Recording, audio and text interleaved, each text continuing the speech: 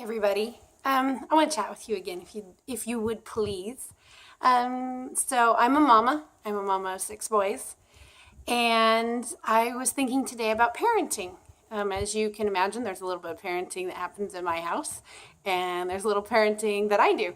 Anyway, I was thinking today, and maybe this name may not apply to all parents, but it happens in my house. So what I was thinking about was the way that we talk to children, maybe the way we talk to all people, but it's very common, not just with me, but in my household and other households I've heard, that you give demands to children. So who hasn't heard, stop that, put that down, don't wrestle with them, don't, oh, la, la, la. You can come up with whatever, just demands of don't do this, don't do that. So I was sitting there listening to the hullabaloo of my house and all this goings on, and I thought about something that might be helpful. So what if instead of giving a demand, instead of telling what not to do, that's a better way to say it. Instead of telling what not to do, we say what to do. Because how often do you say, don't kick the cat? don't hear, this has honestly come out of my mouth, honest to goodness. Get the cat off the fridge. Okay, so that's not useful. But anyway, but I just told my 2-year-old to stop wrestling with his baby brother. So anyway, here we give the don't do. We say what not to do. But how often do we add what to do? What do we want them to do instead?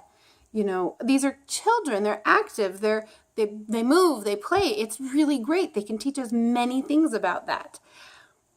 But they need an instead. They need something to fill it with. We all do. So when we remove negatives from our lives, it's very important that we put in place a positive. So something I might have said to my 2-year-old is, instead of wrestling with him, will you please sit over here and play with these cars? Or instead of wrestling, why don't we sit and roll a ball to him? And maybe explain why not. So that's another thing that goes far with my kids is the why not. It's important that regardless of why not, that they stop and that they are obedient. But I think that it's perfectly fine to tell them why and to teach them.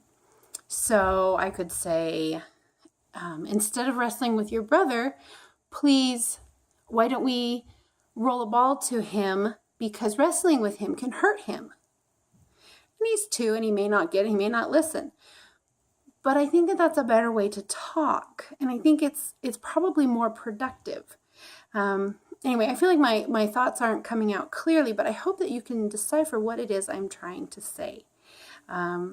I know as a mom, I'll take every help I can get. And this was just something I thought about and pondered on and mulled over. And I decided that I wanted to share all of this with you. So hopefully you've gleaned from it. And hopefully you are having a blessed day. And I will talk to you again. This is Bethany Nelson, living at 100%. Bye.